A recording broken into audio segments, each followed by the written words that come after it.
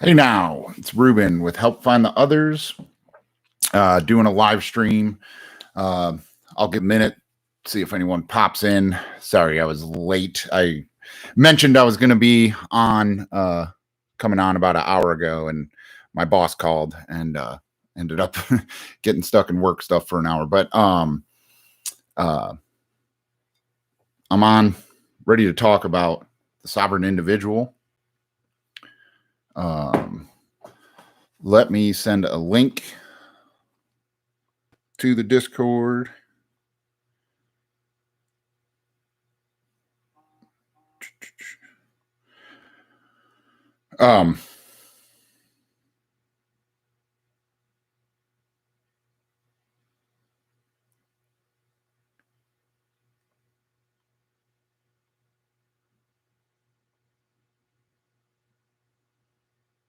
There we go.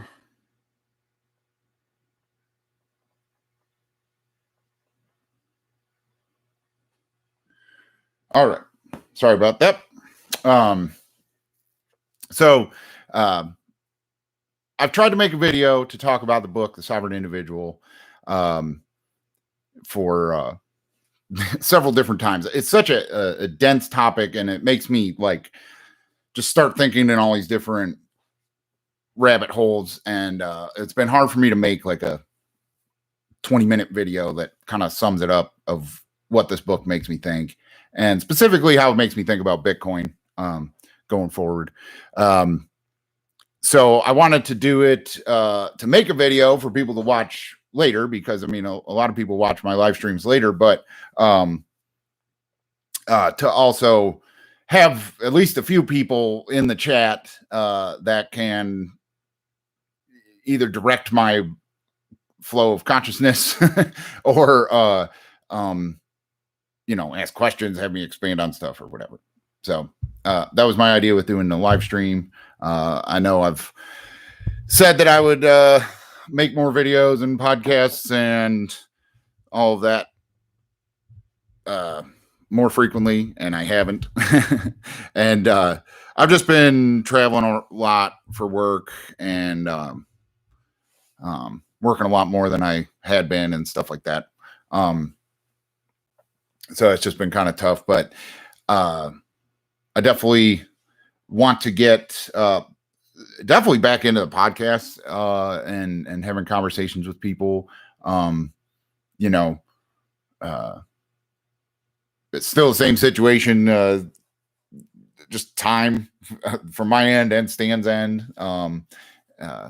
I think I am gonna I just bought a new mixer, and software and stuff like that came with it. So I am going to try to learn how to just do the podcast, record and post it myself, just so like the only person's time I need to worry about is me and a guest, and whatever, it's just, we have to have that conversation. Once you add the other person's schedule in, it just gets kind of frustrating. So, that's not a knock on Stan or anything. It's more that I need to, if the podcast is something I want to start back up, like it's on me to do that, which kind of leads into the discussion I want to have about this book. So the book, The Sovereign Individual, I don't have a copy with me. I put a thumbnail up of the cover, but I don't have the book with me. I gave it to Rich, or Cancer Merchant, from the Discord, because I think it's a book. He already thinks that way anyway, so it'll just, he'll probably understand the book a lot better than a lot of people. But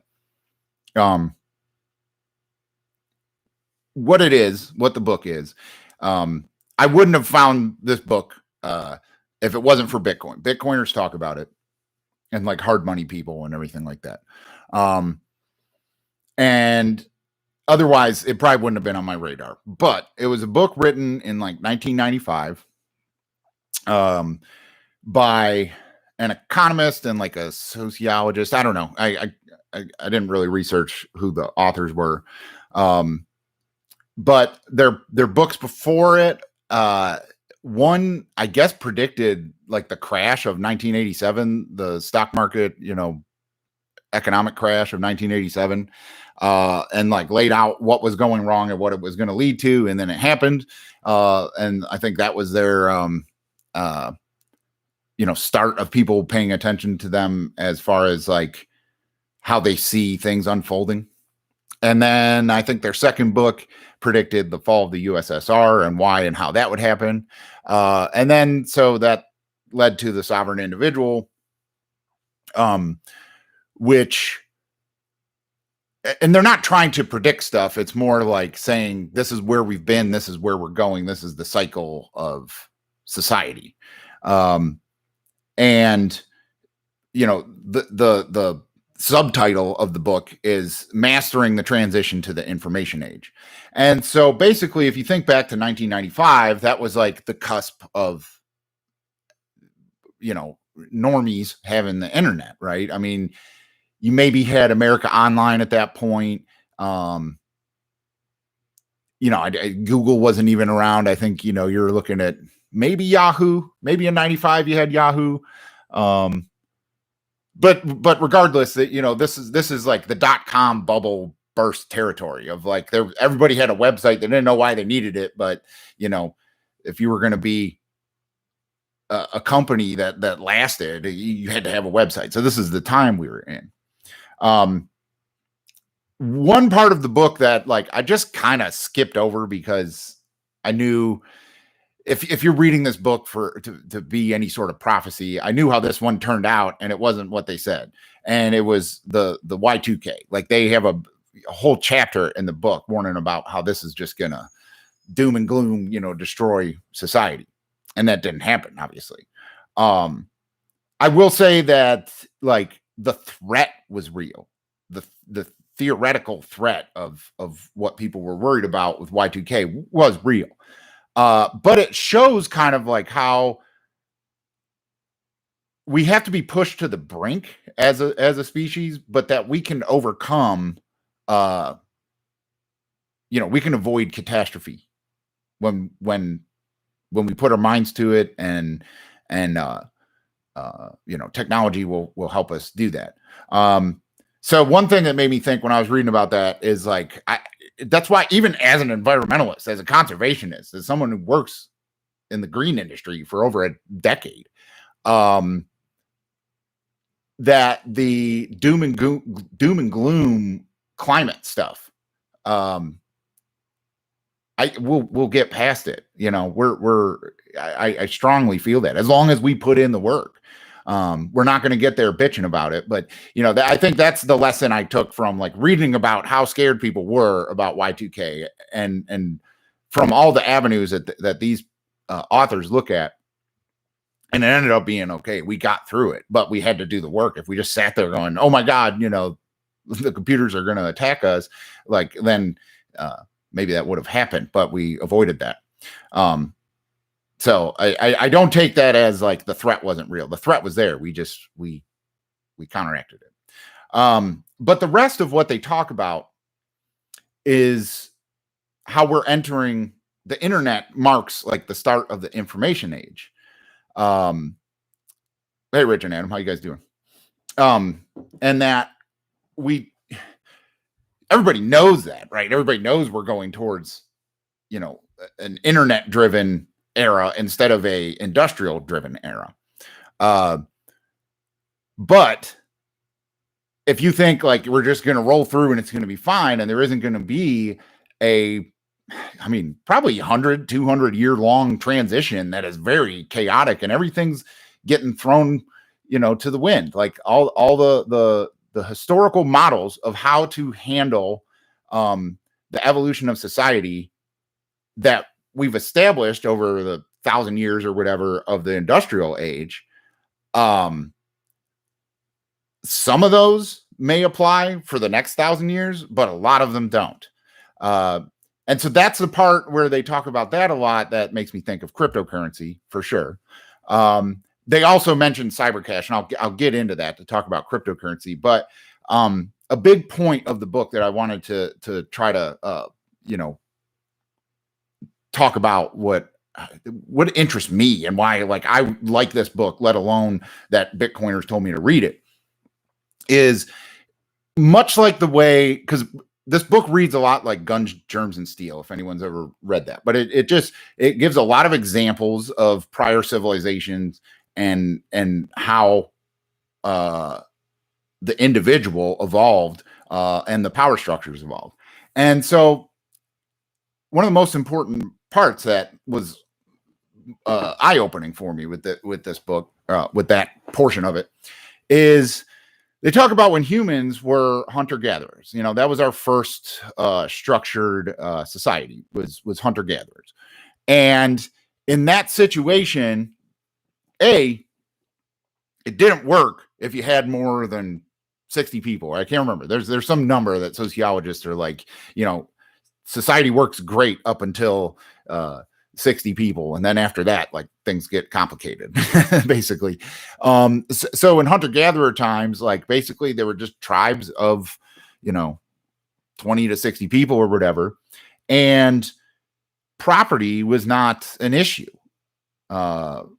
Investment, retirement, these were not issues. It was about getting food and moving to where you can get food. And there wasn't much power structure. Power structure was who was ever the biggest and strongest and meanest, right? Could, fuck, kill, and eat whatever it wanted. And so that was the power structures, was like tribes. I'm sure they fought each other, but maybe not as much because you didn't have property. Maybe you fought off a tribe of hunter-gatherers from your area where you knew there were these good berries or whatever, but for the most part, like, it wasn't about protection. Okay. And then when we transitioned from the hunter-gatherer era to the agricultural era, then property, obviously, of where you're going to grow. Dunbar's number, Rich? Yeah, what number is that? I thought I was right with 60, but it might be different. But what was I saying? Oh, you had to have a plot of land, and you had to then you had a surplus from your crops. So if you have this surplus from your crops and land that you need to protect from someone that would want to take it so they can grow, or would want to take your surplus, then you needed protection, right? And so it started with protecting yourself, but as it becomes part of the culture, and there's just wealthy landowners that rent out their land to farmers to get food and money back in return or whatever, this economy started, and then there needed to be protection, right? And that protection, whoever's providing it, isn't going to do it out of the goodness of their heart. They want something out of it. And, this is where you start seeing the localized government, basically, we will protect this acreage if you give us a portion of, whatever that became. I mean, that's what taxes are. That's what property tax is,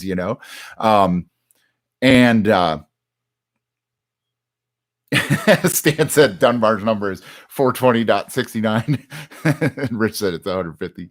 But regardless, anyway, so once the agricultural era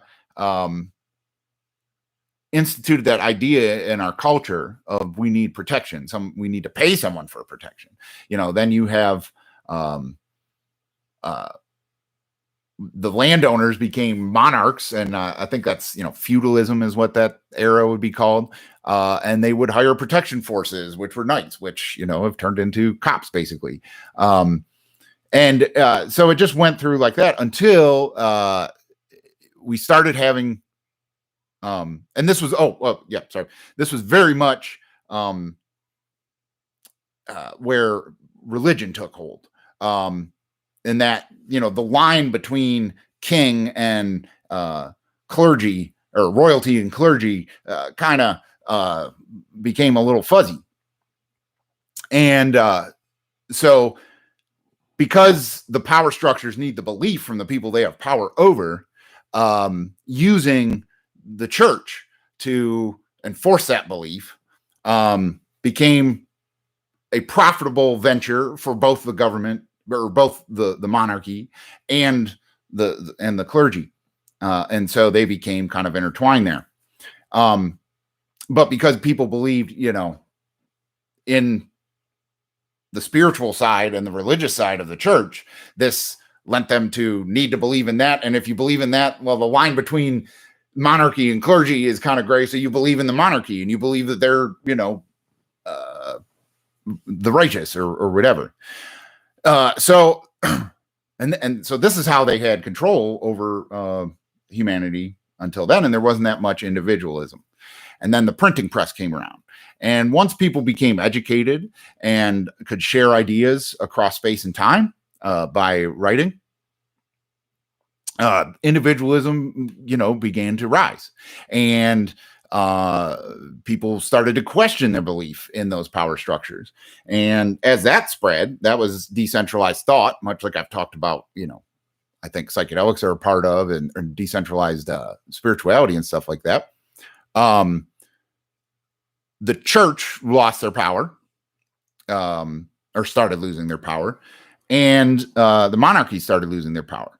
And you had revolution against monarchies, and those revolutions basically evolved at first into kind of local government or whatever. But eventually, once we had globalization brought on nation states, right? Basically.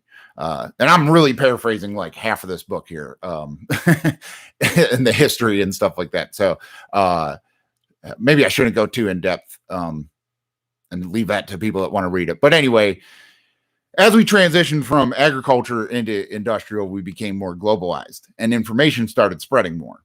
And basically, you can track through the history of time, every time that information became easier to transmit from person to person over space and time, power structures started losing their power and had to evolve just like people do. And so, the industrial age saw the rise of nation states and the fall of kingdoms and stuff like that. To this point, there's very few governments that are ran by a king or a queen or, royalty at some point. Pretty much everything is a democratic ish power structure. So where this book really, begins to be like a prophecy or whatever is talking about the transition to the information age, which started with the internet, because the internet created a perfect vehicle to spread a lot of information very clearly over a lot of space and time. And it has just increased exponentially individualism and globalism. And so the big part of this book is talking about how that transition is going to go. The book does kind of speak like this is very urgent. This is happening right now. Like, they were writing this book in 95. I mean, it kind of, the urgency with which they write kind of makes you feel like they think like Y2K was going to be the moment where like we're all of a sudden transitioned. And I don't think that's the case. I think they're right on about how society will change and the things that will happen. I just think that it will be spread out over several people's lifetimes to the point where, unless you're really aware and you're reading books like this or I hate to say being woke, but unless you're aware and watching where society's going and what it means for you, you're not really going to notice it. You'll just be upset probably. But yeah, so I think it's just, it'll be 100, 200 year kind of transition that we're 20 years into, 25 years into. One of the big things that they talk about in there, there's a direct quote that kind of feeds into our situation now of, they talk about microbes and disease and pandemic, and that as we become global and don't need the nation state as much anymore, one of the ways the nation state will fight back, there will be, or fight each other, they will be a bioterror attack, causing a pandemic that makes it easy for nation states to grab more power back than they had. So I think that's could be a situation we're in now. Obviously, we don't know how COVID came about for sure, but there's fishy stuff surrounding the lab leak hypothesis and what was going on at China at that time, and still going on, and the trade wars and all that stuff. So that could be a prophecy that, looking back, they got right. But the biggest that they talk about, and why Bitcoiners like it, is they bring up cyber cash all the time. And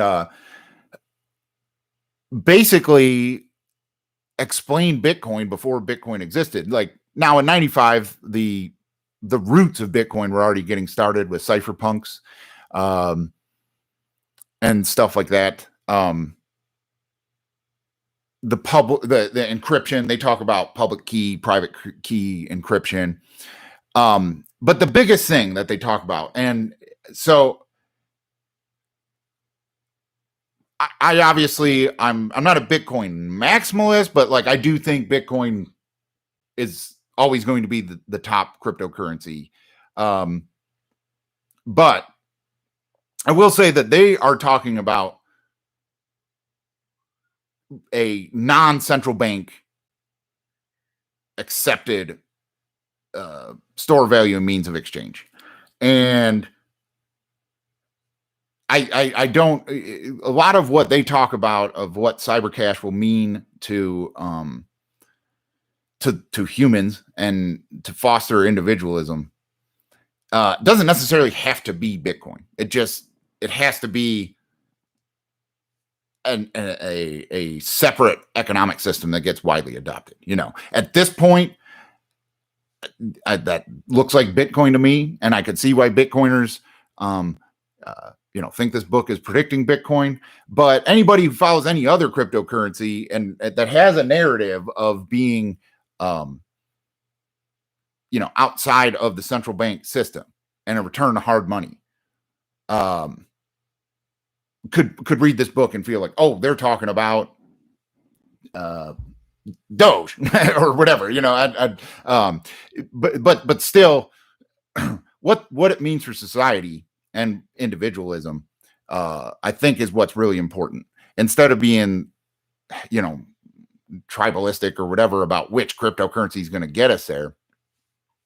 Like I said, this transition is going to take 100 more years probably. And so is Bitcoin going to be the top in 100 years? Nobody knows that. But I do think that there will be, like they said, a cryptocurrency that just helps people not need to rely on the government and the economy of the government. And that's a big thing this book made me like kind of think about, is that, like, take me as an American. I love American culture. I identify as an American. I relate to other Americans.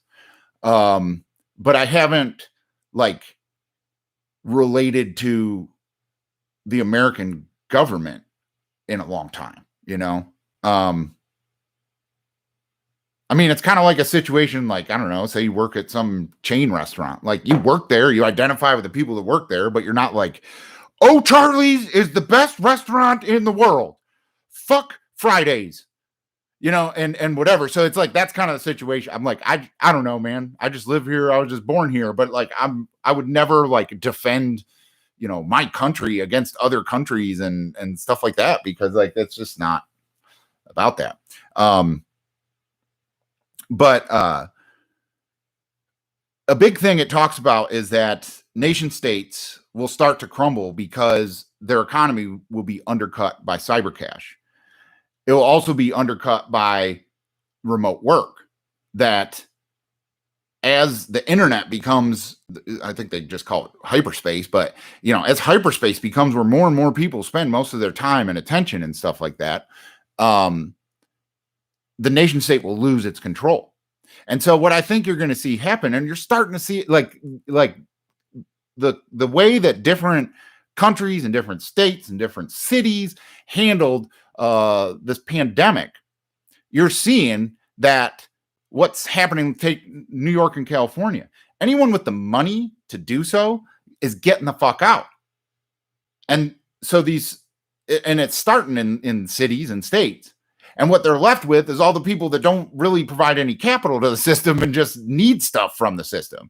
And so the capital is leaving, the wealth is leaving, the businesses are leaving, and they're going to places that are going to have more incentive to bring this capital in. And so that's starting in this country, but I think that is going to spread to the rest of the world. I mean, it kind of already does. If you think of like offshore bank accounts and shell companies and stuff like that, they've already been doing it. But I'm talking about for the individual. People are going to be like, I'm fucking out. And that's what cyber cash or cryptocurrency allows is, if you want to like move to Puerto Rico so that you don't have to pay income tax on crypto, you can liquidate all your physical assets like houses or gold or whatever, turn that into Bitcoin and get on a plane and move there and never come back with, your net worth in your brain in a seed code. That's a situation nation states have not had to deal with till now, is capital flight on that level. If a billionaire wanted to move to a different country, they have to liquidate a lot of real estate and businesses and whatever, and it's hard to do. And for people, they really haven't been able to do it either until now with cryptocurrency. And that is going to be a big thing that changes power structures in nation states. I think, right now, again, taking the American government as an example, they're just all these relief bills and stuff like that. They're just throwing money at people so that, they can get through. Right. But the bill's going to come due for a lot of that. And you're going to have, they're going to try to get taxes and wealth taxes out of people that, even if they're leaving the country, like they're still going to tax you. I saw Janet Yellen mentioning that about like a standardized global tax, and stuff like that. And they're going to be chasing this capital around trying to get it, because the people that can leave are going to leave, and they're going to be stuck with people that need the government more and more. And now you were giving us all this helicopter money. They're going to be even more reliant on the government, but not putting anything into the system. Like the capitalists are going to be the ones leaving. And that's really going to change things. And what they predict is that the nation states that fail to recognize that will fall. The ones that succeed and thrive in the information age are going to be the ones that try to attract that capital. And instead of nation states now, use coercion and threat of violence in order to take their cut of human productivity, they're going to have to treat citizens like customers, and they're going to have to attract and appeal to the citizens instead of scaring them into thinking they need their services. And I totally think that's going to happen. And I think you're starting to see it on a local level, and eventually, and with America probably sooner than later, you're going to see it on a national level. And a global level at that point too. So I think that crypto and probably Bitcoin are going to be the tool for that. And I don't know what else. I mean, the book is really dense. It's one that I listened to it on an audiobook and had to rewind a bunch of times, start a chapter over a bunch of times. The paper copy, when I was reading it, I like underlined and highlighted stuff. It's that kind of thing. I won't go as far as to say it's the best book I ever read, but I was already like kind of crypto already kind of made me feel that way of like not relating to like a government and thinking a government is really just organized crime at some point. But the history they have of the transition from like hunter-gatherer to agriculture to industry to information is really good to keep just an idea of like where we're going. What does it mean for me? How do I best manage this transition? Because I don't want to be one of the ones freaking out. I want to be a winner in this transition and make sure that my family and lineage are winners in it. And you can't really get a clear picture of where we're going if you don't look at and analyze where we've been. And so this book was really good for that. I think I just started reading the Fourth Turning, which kind of goes the same way, and I'll probably do a review about that whenever I finish that. But that talks about like kind of how culture goes in cycles and 80-year cycles, and we're at the end of we're at the fourth turning now, and like it goes back around. And but anyway, the sovereign individual. I understand why Bitcoiners are so into it, but I also think it's a good read for anybody, and I think it's a good read if you had like someone really intelligent, but was like, I don't know about Bitcoin, it's a bubble, whatever, that kind of crap. But they were really good at thinking about like society and the evolution of society and where we're going and stuff like that. Like, I think they would read this book and probably be like, well, I'm maybe going to look into crypto a little more, because it does the cyber cash kind of thing that they explain in there, and how capital and nation states are tied in, and globalism and all that. I think it paints a really good picture of why something like Bitcoin is needed. I understand if people think, it's a Ponzi scheme hype bubble and that Bitcoin isn't the one. But I think the book would definitely lay out that like that's going to happen, and it's going to be profitable to speculate on how that all shakes out. I don't know. That was probably too rambly of a book review, but I see there's a bunch of comments. Let me go back through here.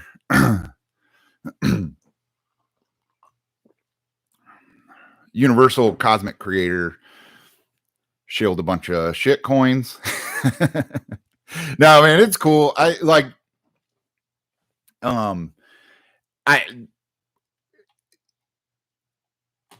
I think it's like this. In regards to the cyber cash thing they were talking about, I think that Bitcoin gets us through the transition to a crypto economy, but there will always be altcoins. I think that we will get to a point where Bitcoin is like the Dow Jones average. It moves very slowly. All the volatility is gone, except you can't own a piece of the Dow Jones average, right? It's just a metric to determine how the market is going. This is going to be different, where it's like digital real estate that you can own a piece of, and the volatility is very, very hampered. It still trends up and to the right over time, just like everything else. But the real like action happens in the crypto market with other cryptocurrencies. That all the altcoins and stuff like that still trade, still pump and dump, still scam and rug pull, all of that stuff. And then you have blue chips and stuff like that, but that the index for it all is the Bitcoin price. So because of that, but until that point, when it's just crazy speculation and volatility, like Bitcoin's the best horse in the race, right now. And the reason is crypto, to get to that point where I was talking about, is going to have to go through a lot of fights, and the system and the central bank is going to fight back hard. And having a non-pre-mined, anonymously created, mythological creation that Bitcoin is, not knowing who Satoshi is going to be the most important part in that fight. Ethereum, like, at any point they can bring Vitalik in and scare the shit out of him, and he changes something and shuts the whole thing down. So that's the thing. Like, I like all the other coins; they're good to make money, but they are going to go through the huge hype pump and dumps for 20 years from now, until people are just using them and don't know they're using them. When your mom is using IOTA but doesn't really know it, it's just the app that she has on her phone or whatever. They're just they are speculation. And I have altcoins, I trade altcoins, I research them or whatever, but I try to keep at least 65% of my portfolio is Bitcoin, and I don't plan on trading that ever. Like, that's the goal. Like, I would rather say it's a savings technology for me and not a speculation. So that's not Bitcoin maximalist, but it kind of is. I'm not one that's like, oh, fuck shit coins, but like, I don't know.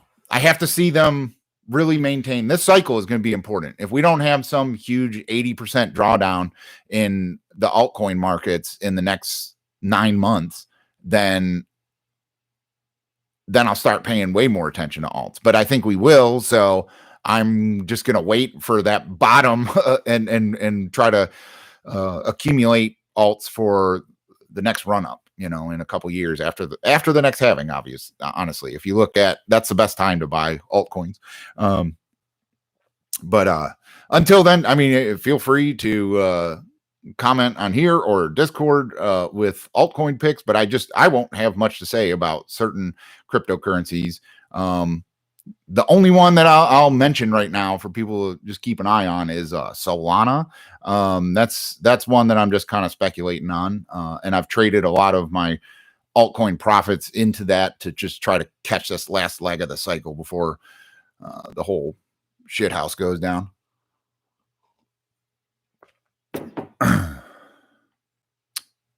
Pog says hi. How you doing, dude?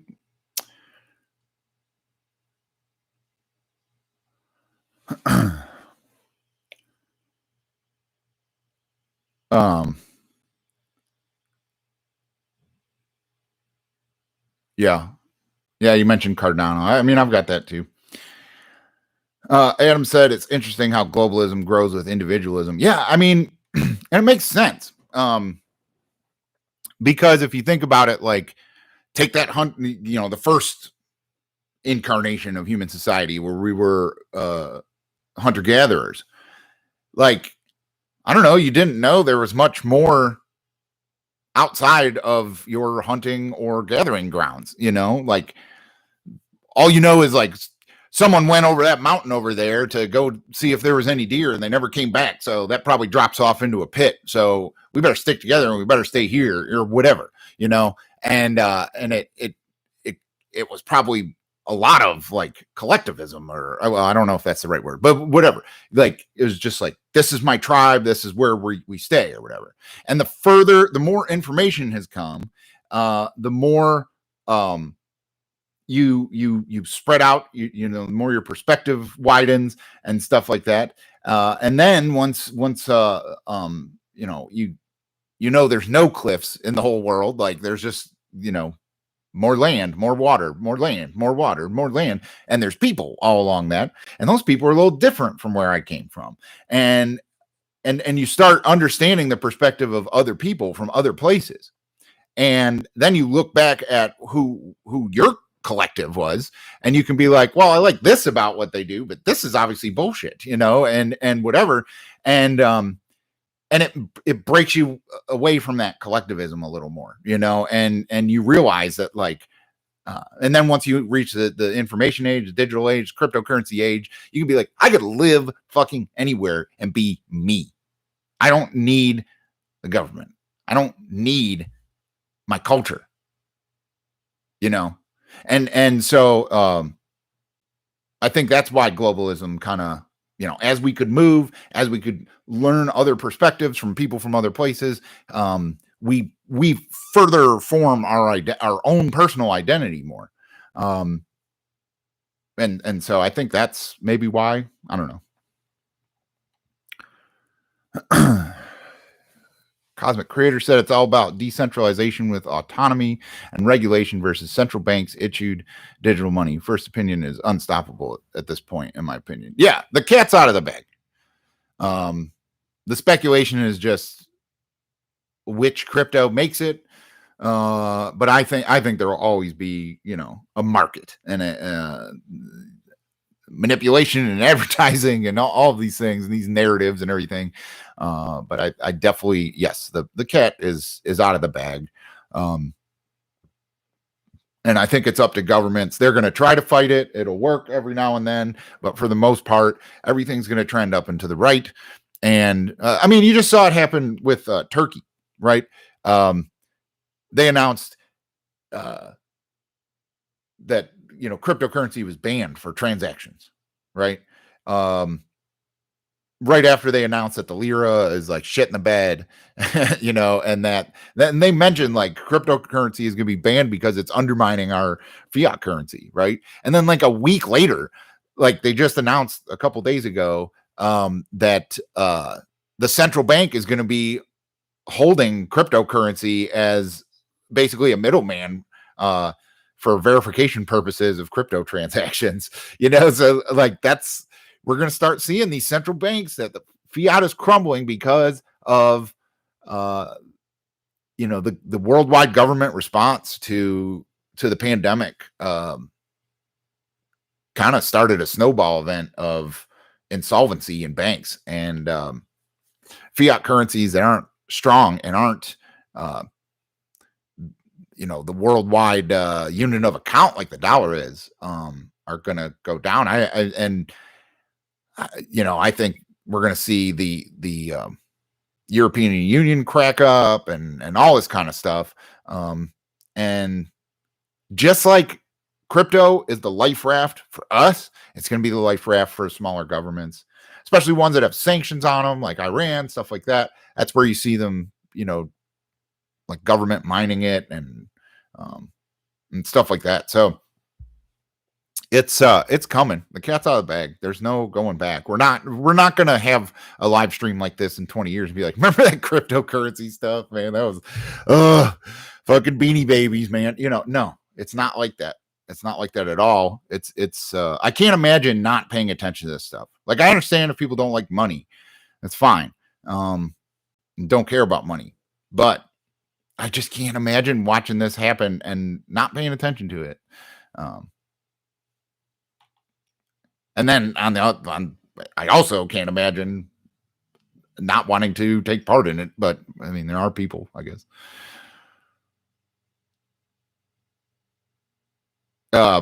Pog said he didn't watch from the beginning. What's my take on governments trying to roll out digital cash? To me, it looks like they're fighting back to regain control they lost to crypto. So my take on that is, two things. Like, you're right. The control they lost to crypto. I think that they think that crypto is adoption, or the adoption is spreading because, it's digital and you have a digital wallet and you can send it like an email. And it's like, no, it's not the tech. Like, our fucking money's already digital. I never have cash. I'd never, most people, like, we're 90% a cashless society, at least in the United States. And most of the civilized world, it's already that way. So I think that there's a play. The digital cash thing is, one is they've seen how good markets and trading and stuff like that, Forex trading or trading currencies, was often just like, investors did that, like accredited investors for funds and stuff like that.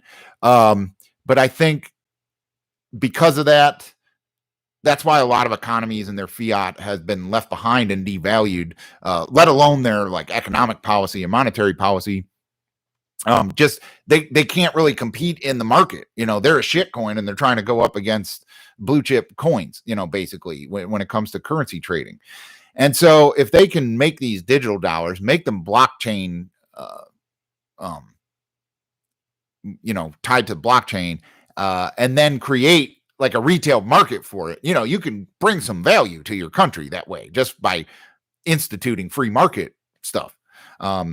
So that's one thing they're trying to do. I think in the United States, the Fed wants to get around Congress and be able to like just give dollars straight to people, and that they can play with the economy in a much different way that doesn't need to get voted on.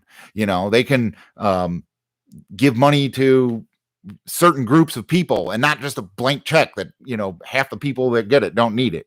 And the people that do need it, it's not enough, right? Like that's the way that the government and the democratically, the government helps through crisis and pandemic. The Fed would rather do that in a much more intricate, scientific, well, not scientific, but, much more like calculated way. So there's other countries. I don't know enough about the economies of other countries to really say which ones, but I imagine, several other countries like Germany and England and stuff like that, they would be interested in having a central bank digital currency for that reason, to fuck with stimulus and government payouts, and they can just mess with the economy much more and not have that roadblock of politics getting in the way, if that makes sense. And they're going to happen. Like we're already used to getting government money. Like all they have to do is like put out a thing like, hey, download this app and you're going to get Fed bucks, and people will do it because it's free money, and the thing is, what they won't realize is like, oh, wait, there wasn't a bill passed, though. Oh, they didn't vote on anything, or whatever. So, and then there's also the control that they can get from, being much more heavily monitored transactions.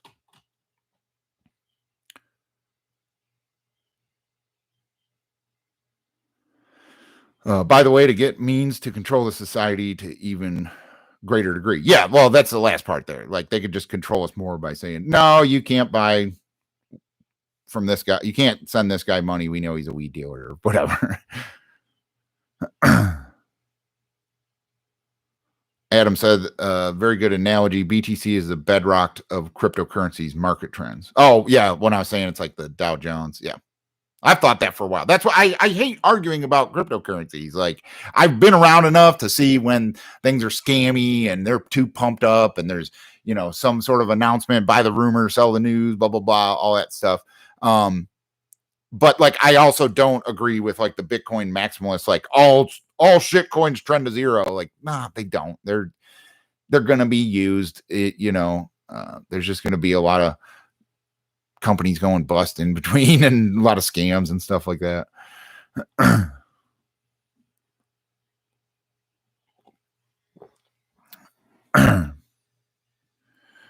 Best horse in the race where you're banking on price. Stake rewards and node operating is a whole different creature. I'm making a 5% return every week with NMR. That's pretty awesome.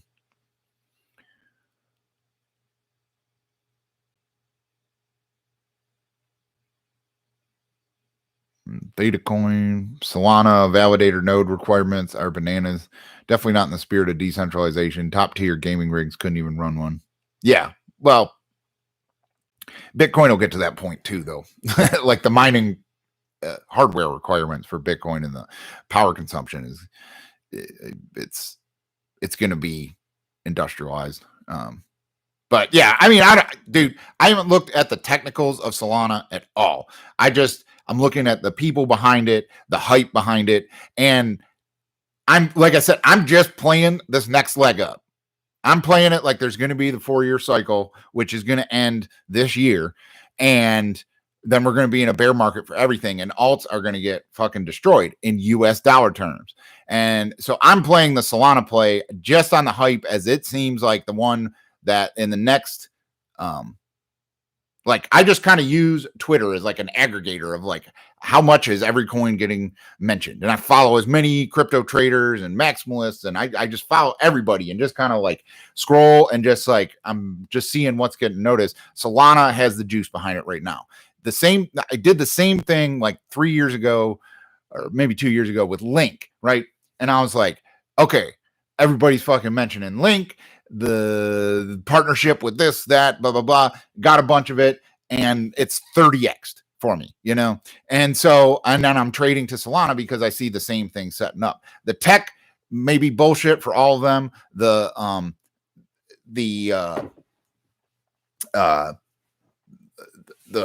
might be scams, they might be whatever manipulated. It doesn't matter. I'm not worried about that because I'm focusing on just riding waves with alts. You know, when it comes to decentralization, like that's where I become a Bitcoin maximalist, because I'm like, that's like the only one that's somewhat decentralized. You know, like yes, there's big whales and stuff like that, but it doesn't have a central figure, and it doesn't have, or it's had a long enough time to get redistributed.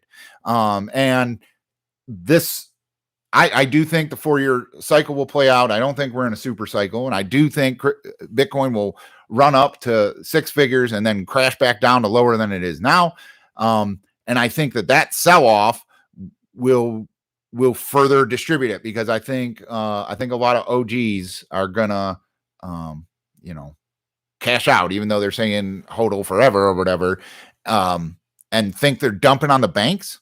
But I think people will be buying that up, and banks will be buying it up, and, hedge funds and corporations and stuff like that. But it just redistributes from the whales. And I think that plays out over 100 years. And Bitcoin is really the truest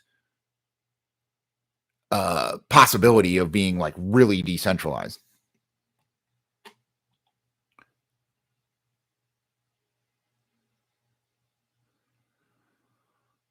UAAG gold bug, silver price to the moon. Why is silver half its 1980 price? Well, I mean, again, that comes down, from the book, where I think they actually talk about that. That like, while gold is not produced by central governments and central banks, they have it all. Like I think there was a Michael Saylor said in like debate versus gold that at Bretton Woods, the U.S. took gold hostage, and then when they went off the gold standard, they killed all the hostages, but they didn't get rid of the gold. And it's like everyone knows, all Americans know, like what's in Fort Knox. It's like, oh, all the gold for the country. It's like, yeah, but they're not keeping it for you. And so there's these physical limitations that allow precious metals to just be manipulated as hell. And so that's where I think all precious metal, gold bugs, silver bugs, platinum bugs, whatever, where they don't realize is that Bitcoin is the chance to be precious metal 2.0 because it exists in hyperspace. And everyone says, I get it.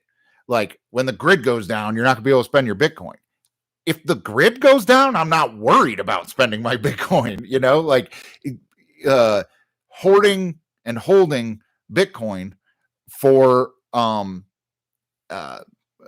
long-term, preparing for economic collapse. You're preparing for a grid up collapse. Precious metals are preparing for a grid down collapse. If you're looking at it from a prepper mindset, which I'm not, that's not why I buy Bitcoin. Like, I mean, my investment in a end of world apocalypse scenario or whatever is in my skills, my knowledge, my health, my protection, my booze collection, I guess, I mean, there's so many other things that would be a means of exchange or a store of value at that point. And like people that are storing gold and stuff like that, if the grid's down and I'm trying to protect my family from cannibals and, you know, start my community garden with everyone and go back to an agriculture time. I don't know if you come around with a bunch of shiny rocks, like unless you can do something, I don't really care about your rocks.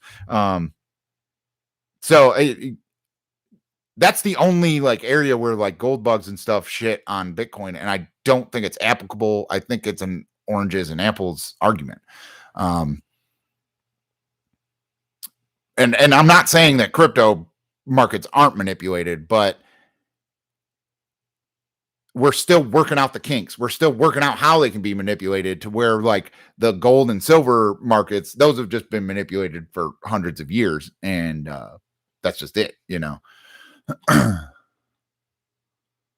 And right now we're at the point where the narrative for Bitcoin and the narrative for gold, like for why you would invest and hold both assets, the narrative's here with the hyperinflation worries of all the money printing, right? And if you're judging in USD value and transactional value and market cap growth, like Bitcoin's winning. Their narrative is winning in this time that gold bugs have been warning about as well. I guess you could take a let's wait and see stance, and we'll see who wins out. Yeah, that's fine. But I mean, right now it seems like the Bitcoin narrative is winning. In 9 months, when it crashes 90%, maybe not. I don't know. But maybe all that money goes into gold. I mean, that's probably a good play right now. If you're a gold bug, I'd be buying it up, even though the price isn't going up. And silver too, because maybe all the profits from Bitcoin, maybe all the Bitcoin whales are trying to dump on the bankers to buy gold. I don't know, but yeah.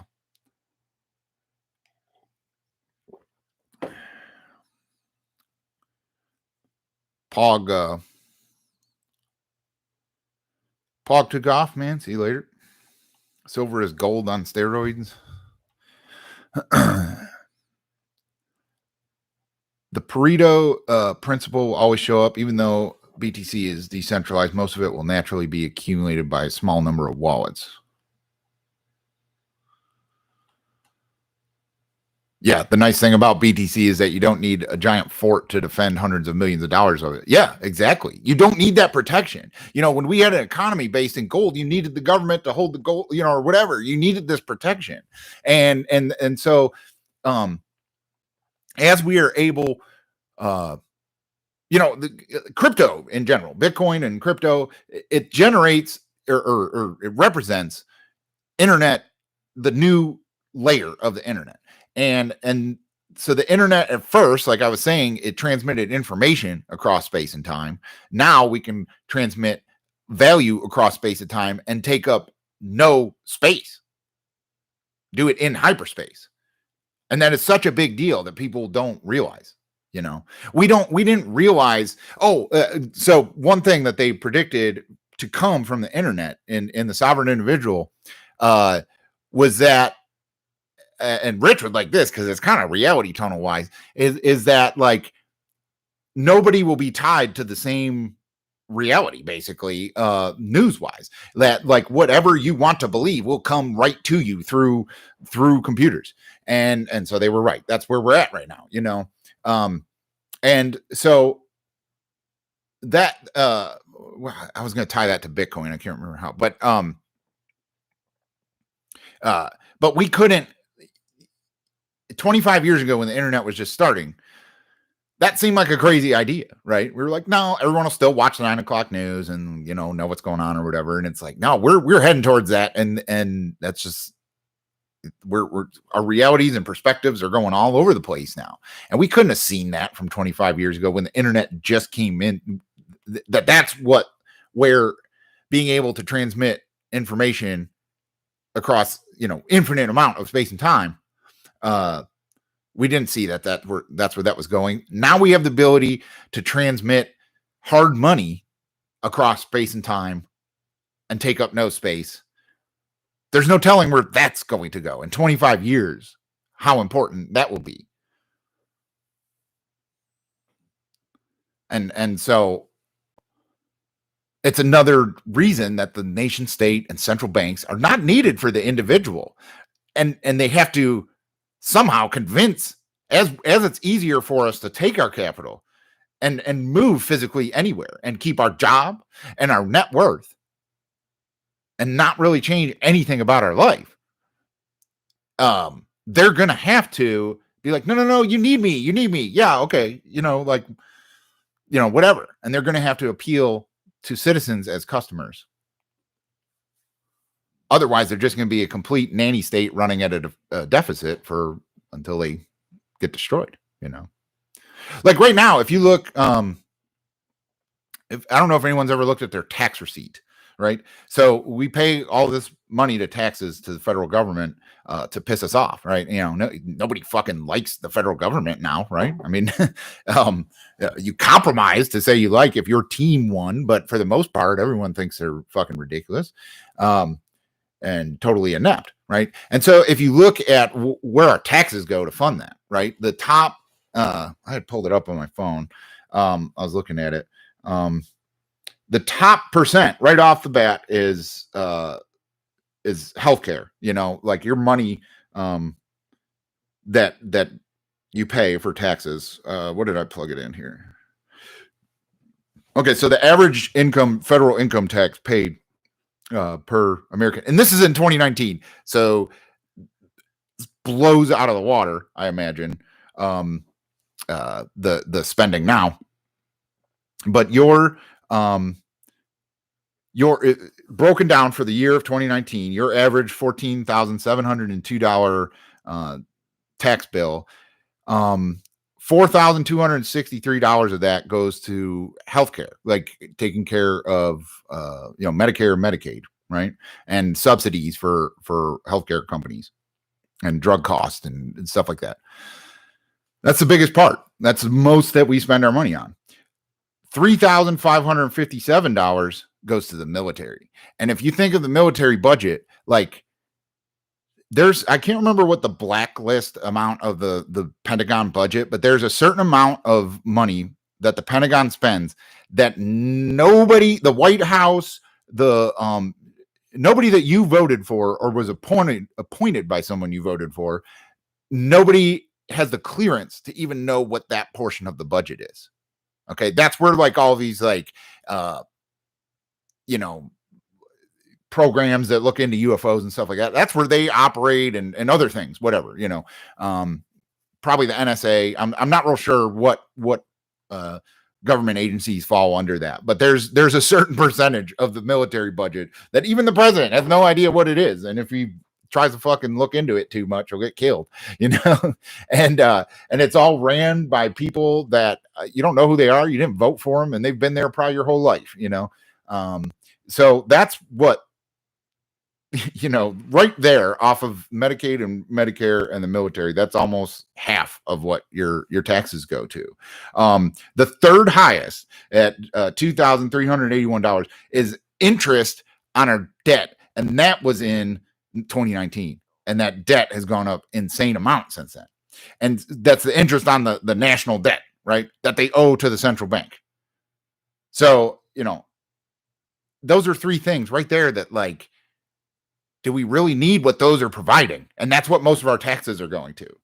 $1,000 of your $14,000 average payment goes to unemployment, and everything else under there is less than $1,000. We spend so much time arguing about paying, for people to be unemployed and to be on food stamps and stuff like that. And it's like, that's 1/14 of the money that you spend in your taxes goes towards those causes. Most of your money is going towards healthcare that doesn't work and servicing debt and a military budget that probably doesn't, benefit you as much as possible. And that's what I mean is that, like, that's the only thing that makes you, like, need the government is the fact that you owe them that money, and that's what they do with it. And the more that people wake up to that and are like, wait, I can put all of my net worth in Bitcoin. Malta or whatever, some other beautiful country that's amazing to live in, has changed their immigration policies, and they are basically going to pay you to move and become a citizen of their country as long as you bring your Bitcoin with you. There's going to be a lot of people that are going to do that, and so at first the US is going to fight back and say, no, we're not going to let you do that, and you're going to have to work around and pay them a little money to leave, basically, is what's going to happen. And people can do that. And that, unless you're tied and you're like, I really love my family farm. This has been in my family for generations. I don't want to leave, whatever. That's another thing. Like the end of the sovereign individual talks about having, property basically all around the globe, having, to where you can just move easy. It says that everybody should eventually have a passport for a country they weren't born in. Like, that's a pretty crazy idea, but it's not a bad idea, especially when, like, who knows what the new normal with like international travel and immigration is going to be after the coronavirus, so yeah, I don't know. I was rambling there, I think.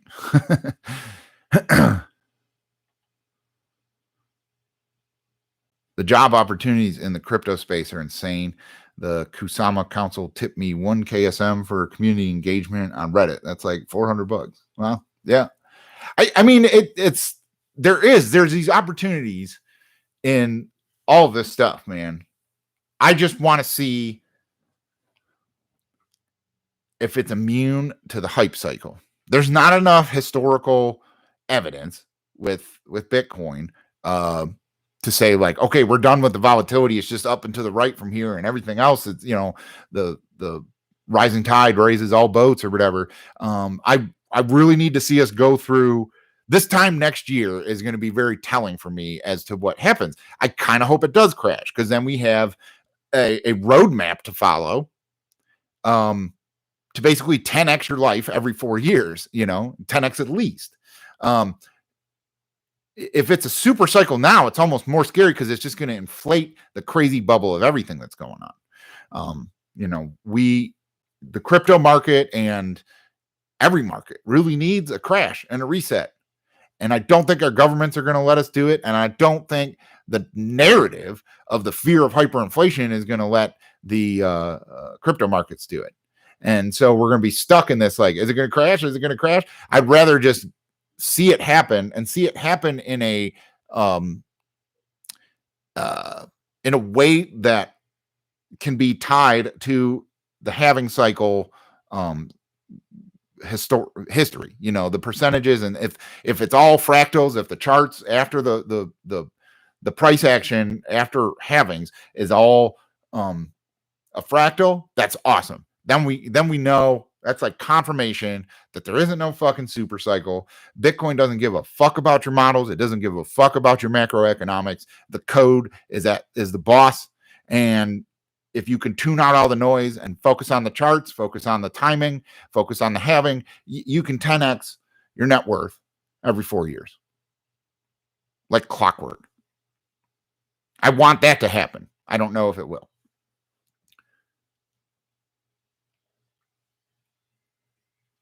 And because of that, like all other crypto, I mean, I know, like, this time in 2017, everybody was like, oh, there's all these jobs. They all quit their jobs, go work as a consultant for some crypto company and move to, some island nation. And, or people just quit just to trade. And they were like, oh, I'm earning, 10 KSM a week, and that's like $5,000 or whatever. I've just seen all this before. And like, it lasted like 6 more months, and then it shit the bed, and then everyone's like, oh, fucking crypto's a scam, fuck it. And all these companies went away, and new ones popped up, and some stuck around, like XRP and Ether and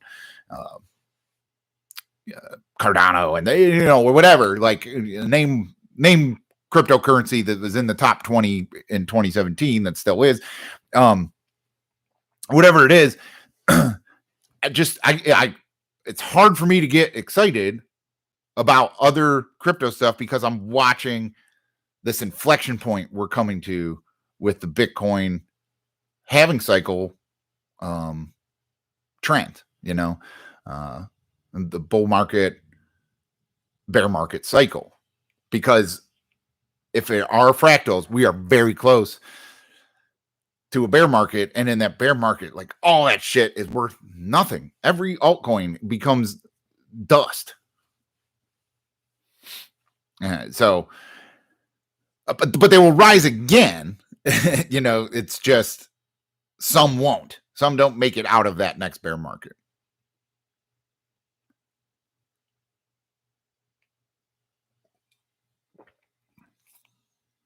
I know Bitcoin will be around for another decade. I know it will be the top for another decade. I'm guessing Ethereum will be around for another decade. Other than that, like I don't know. I can't say anything's a sure bet. I can't say anything's a good investment. It's good speculation. They're good speculation. But if the cycle plays out, you have to be able to take yourself out of it and be like, am I following a narrative and a marketing and a hype and not paying attention to the timing of this? Because I think that's the big thing that Bitcoin created with its code and the way it's mined and stuff like that. It's all time-based. And it's a store of energy over time using time. And so like I love that Michael Saylor uses that. That's why the energy expenditure to mine is important, is that it's taking energy and transporting it over space and time. And I think you always have to have that in your mind, that like Bitcoin's market pricing is not immune to the time cycle that is involved with Bitcoin's supply and stuff like that.